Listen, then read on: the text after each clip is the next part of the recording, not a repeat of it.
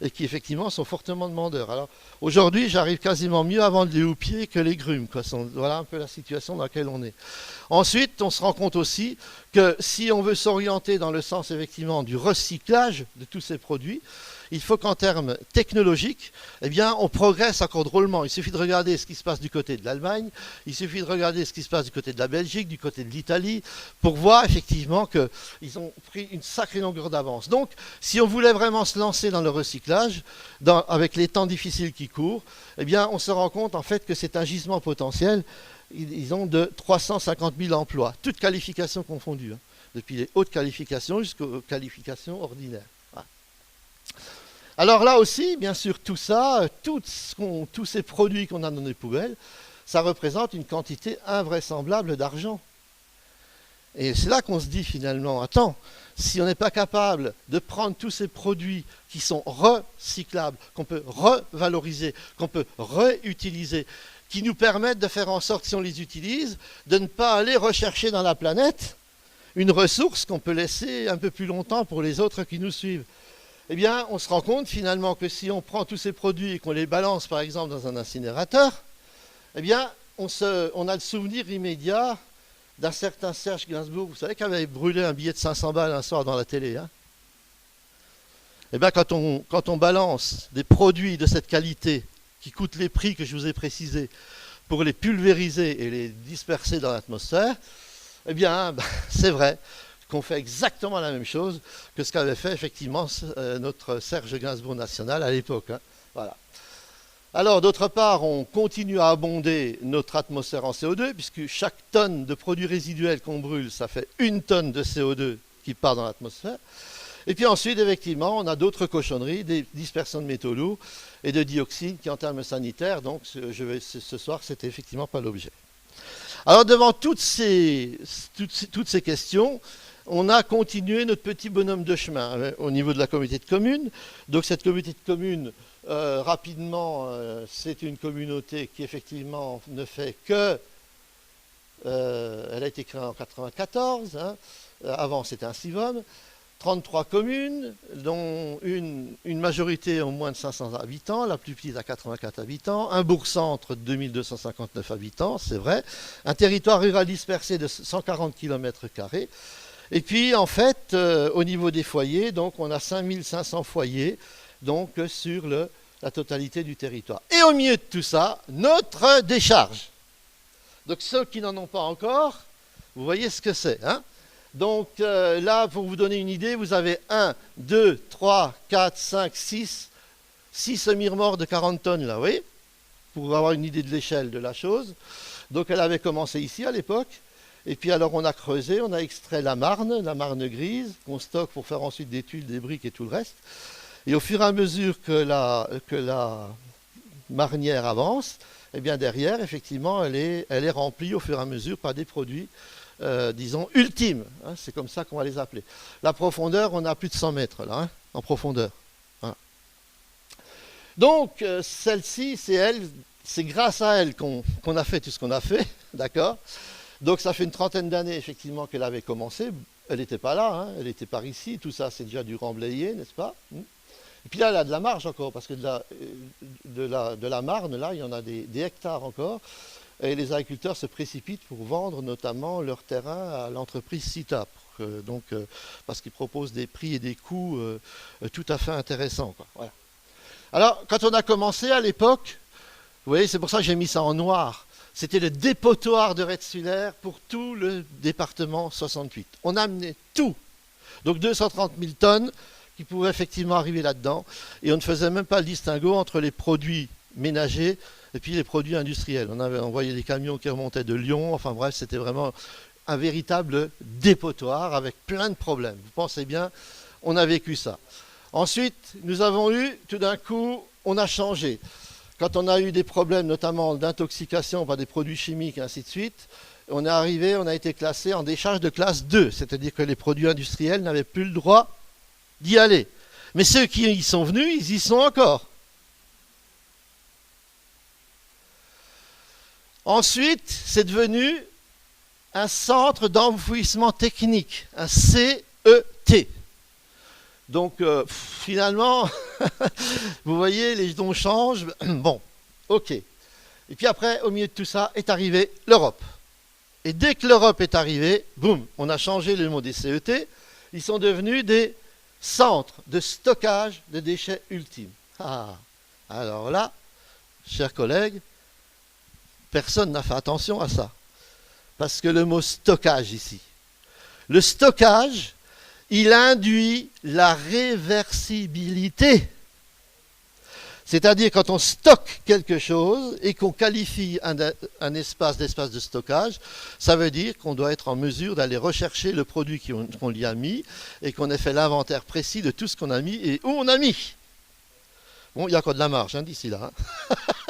On est encore loin du sujet, mais toujours est-il que ce mot stockage, il est là et il est bien là. Et derrière, maintenant on a encore changé, on est devenu une installation de stockage de déchets non dangereux, ça s'appelle un ISDND. Et vous voyez que le S de stockage, il est toujours présent.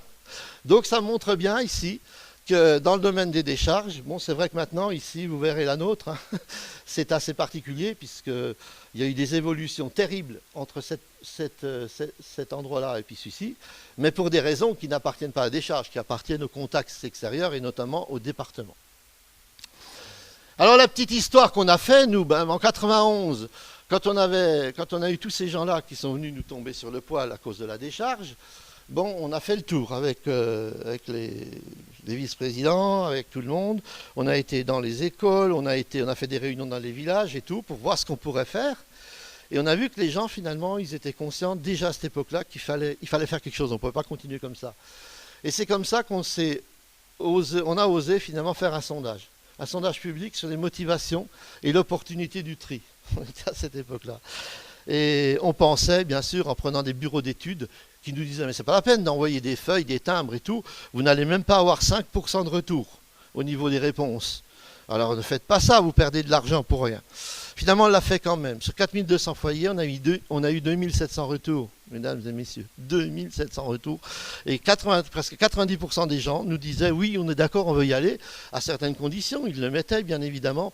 Mais politiquement, ça a été un truc fort. On savait que derrière nous, chaque fois qu'on allait dans le sens du tri, on avait les gens derrière, quoi. Donc ça a tout changé. Dès lors qu'on avait cette pression, on a effectivement évolué.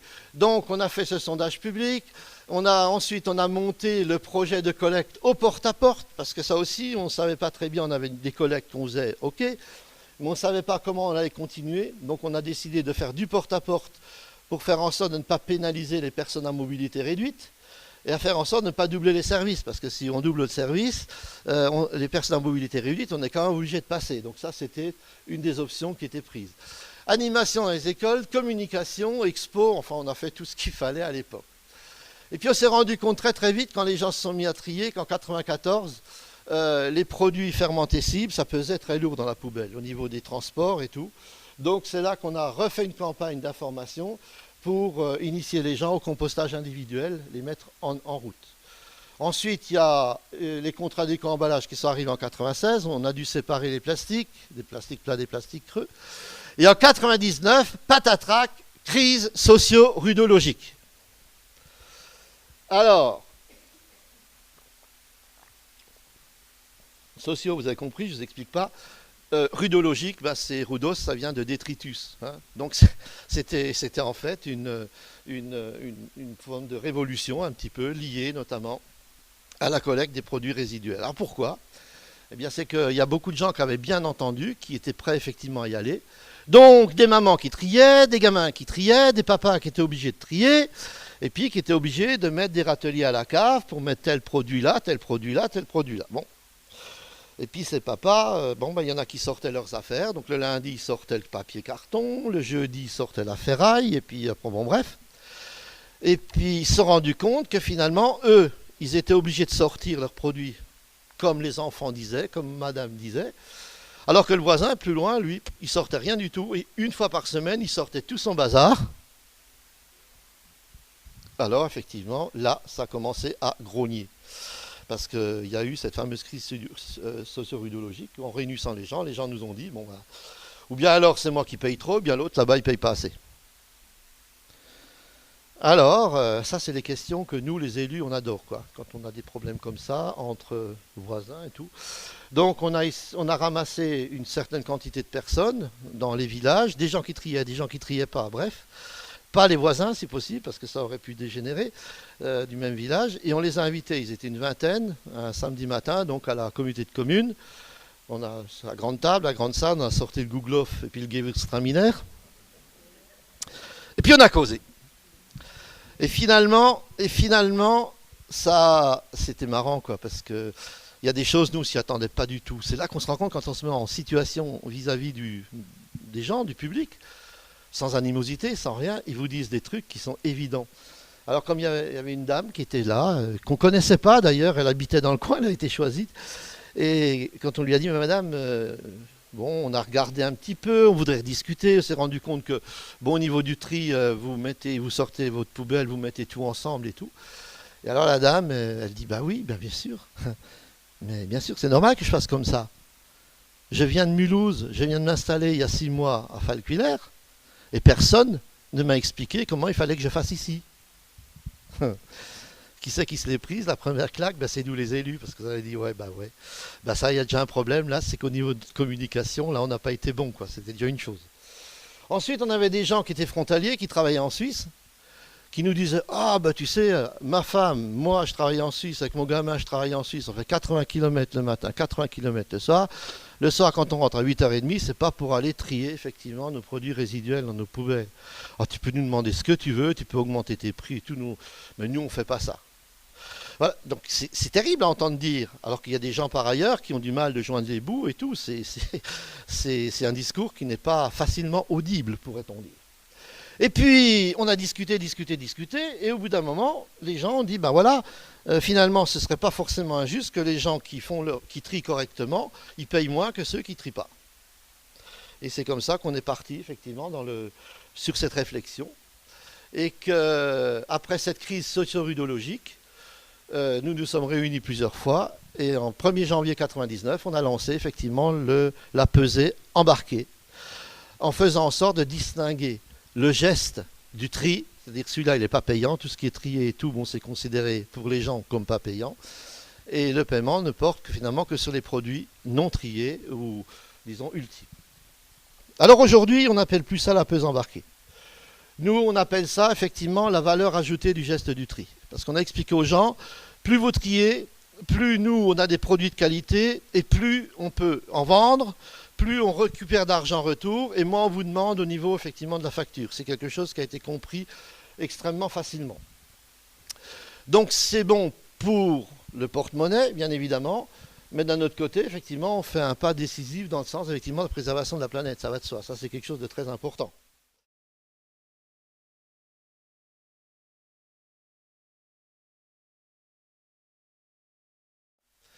Alors, bien sûr, le gros problème dans toute collecte, la priorité des priorités, j'arrête pas de le dire, c'est les biodéchets.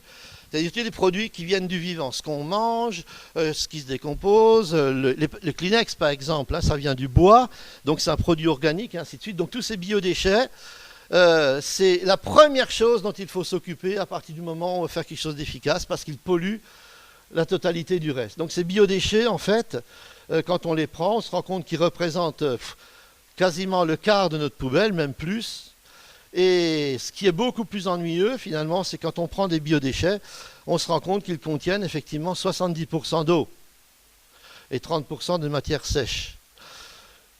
Et c'est là qu'on se rend compte tout de suite que ce n'est pas forcément intelligent d'utiliser du fioul pour aller chercher de l'eau.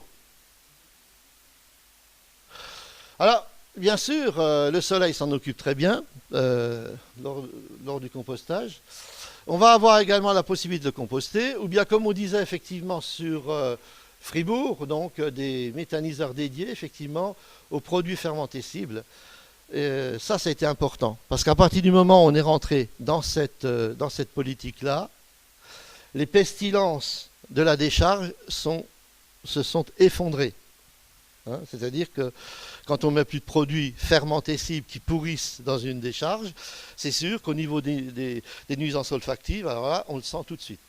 Mais, parce qu'il y a quand même un mais, c'est que sur la décharge, par exemple ici, on avait installé, enfin c'est Cita qui avait fait ça, on avait installé des tubes de drainage pour récupérer les biogaz, pour effectivement faire marcher des groupes électriques, électrogènes. Donc on avait 2 groupes qui marchaient à fond. Depuis qu'on est passé à ça, bon, il y a un groupe qui s'est arrêté quasiment tout de suite parce que le volume du biogaz s'est effondré. Et puis maintenant, quelques années après, bon, le deuxième, il est très souvent arrêté et puis ils vont le démonter aussi parce que d'ici 4 ou 5 ans, de notre décharge, du biogaz, il en sort quasiment plus. Donc ça, c'est des choses effectivement auxquelles il faut penser. Alors les biodéchets, si on s'en occupe sérieusement au départ, ça règle plein de problèmes derrière. Dès que vous faites ça, vous avez une remontée en flèche du coût de la revalorisation du papier, du carton, du plastique et de tout ce qui est derrière. Donc ça, c'est quelque chose qui est très important. Et puis nous, on voit effectivement au niveau de la communauté de communes, donc dans la CC de la Porte d'Alsace, le compostage individuel réduit la masse des produits résiduels ménagers de 76 kg par habitant et par an. Vous vous rendez compte, c'est quand même considérable. Ça représente 1100 tonnes pour 14 000 habitants. 1100 tonnes. Vous vous rendez compte le nombre de camions qu'on économise en termes de rotation, en termes de coûts et tout, c'est absolument énorme.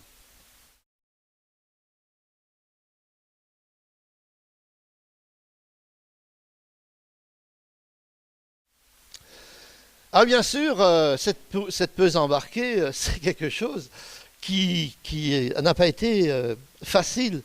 Dans le concept, dans l'idée, comme ça, c'était bien, mais pour le mettre en œuvre, ça n'a pas été simple.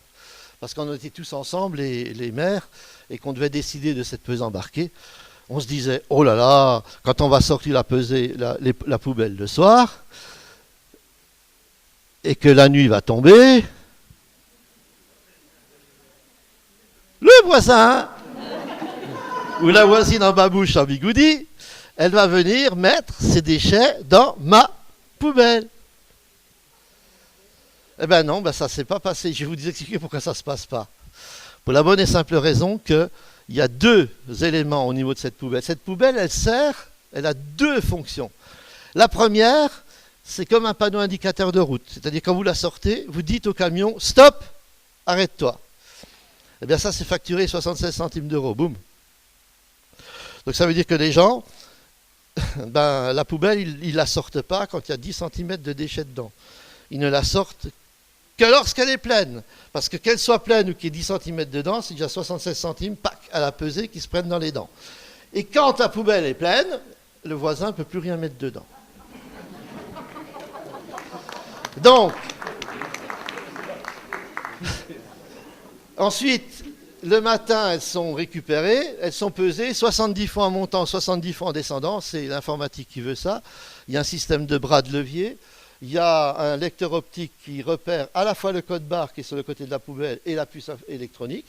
Et à ce moment-là, effectivement, eh bien, le camion n'enregistre que le différentiel de la moyenne des mesures en montée, de la moyenne des mesures en descendant. C'est-à-dire que même s'il gèle, chez nous c'est des pays quand même le matin, il peut geler, et quand vous videz la poubelle, il y a une partie qui reste gelée au fond. Hein.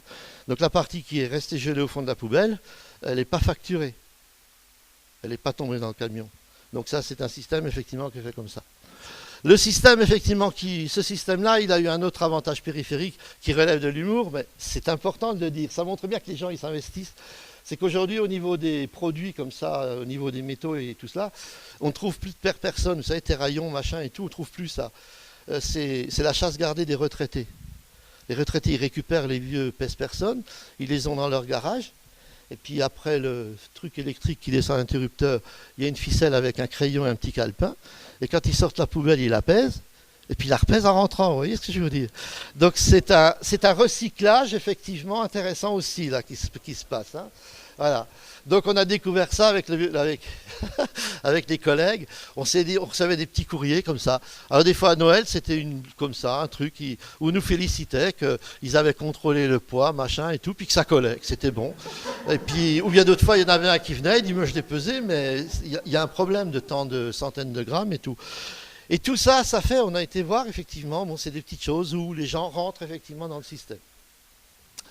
Alors voilà le système, donc vous l'avez vu, la poubelle, le camion, Dans le camion, vous avez un ordinateur qui enregistre la totalité des données. Lorsqu'il revient effectivement au parc, les données sont transmises à la communauté de communes, au secrétariat, qui assure effectivement la facturation. Donc les gens, sur la facture, ils ont la date du passage de la poubelle, ils ont la levée, bien évidemment, ils ont le poids qu'il y avait dans la poubelle, et bon, tout ça. Avec ce système-là, les gens, finalement, il n'y a plus que 30% des gens qui sortent, enfin, 30% en même temps qui sortent leurs poubelles. Ça veut dire qu'elles sortent toutes les poubelles. Mais seulement, c'est pas chaque fois qu'on passe, toutes les poubelles sont dehors. Il n'y a que 30% des poubelles qui sont dehors.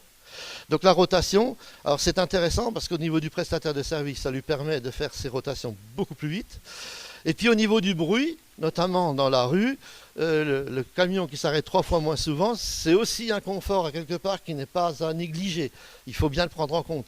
Et l'autre confort qui est important aussi et qui n'est pas neutre au niveau, au niveau du carbone, eh bien c'est que chaque fois qu'un camion s'arrête et qu'il redémarre, donc en niveau de consommation de gazole, c'est quelque chose qui n'est pas tout à fait ça. Voilà.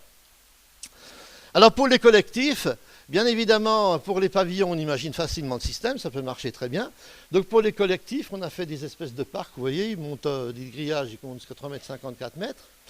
Là, il y a une porte. Dans cette porte, ils ont chacun leur passe. Et à l'intérieur, ils ont des poubelles. Et ces poubelles, contrairement aux autres, elles ont un verrou. Parce qu'on voulait mettre des verrous à toutes les poubelles. Nous, les élus, au départ, on s'est dit, oh là là, avec le bazar, le voisin, la voisine et tout, il va y avoir des trucs, on va mettre des verrous partout, comme ça on sera tranquille. Alors là, je vous le dis tout de suite, si vous vous orientez vers ça, chers collègues, ne faites jamais ça.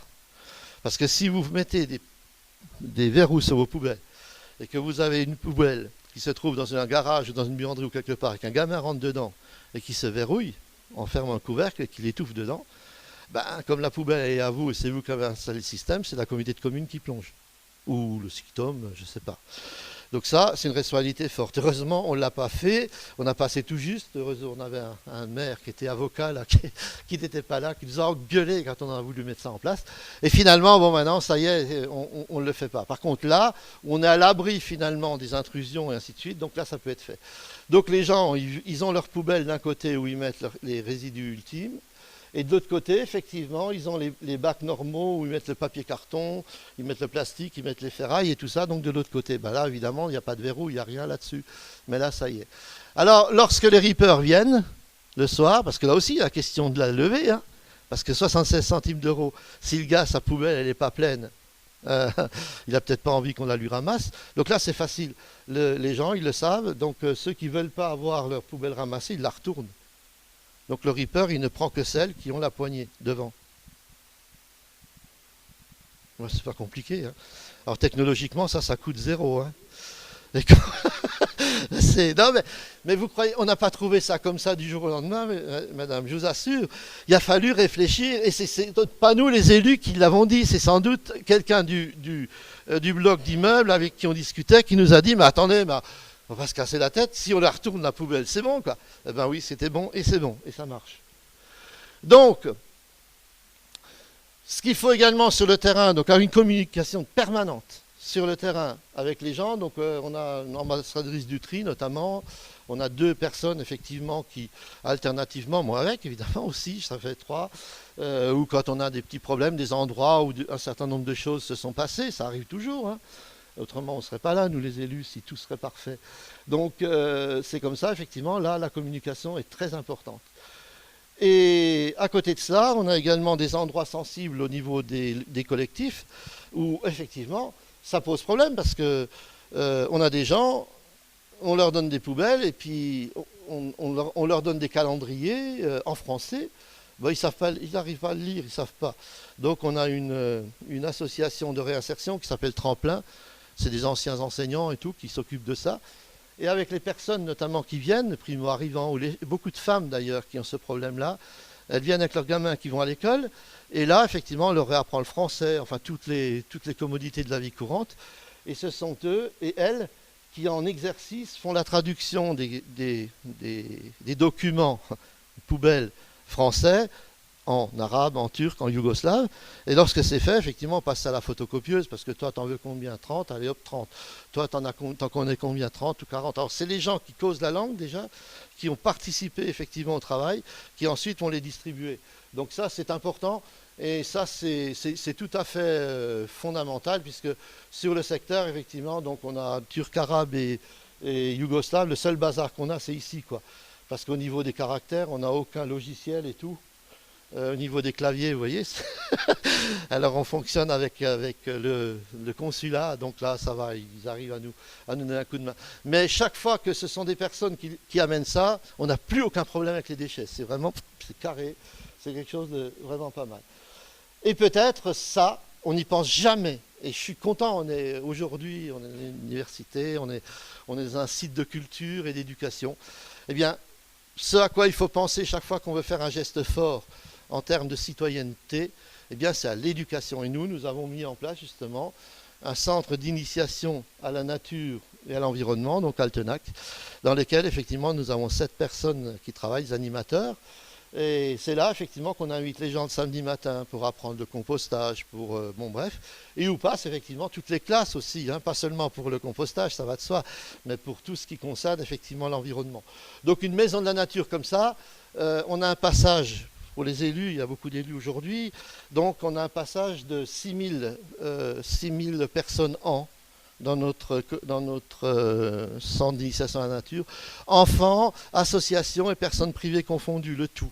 Donc ça, c'est un outil remarquable. Vous simplifiez le boulot avec ça après derrière, d'une manière quand même... moi, j'étais surpris, j'étais étonné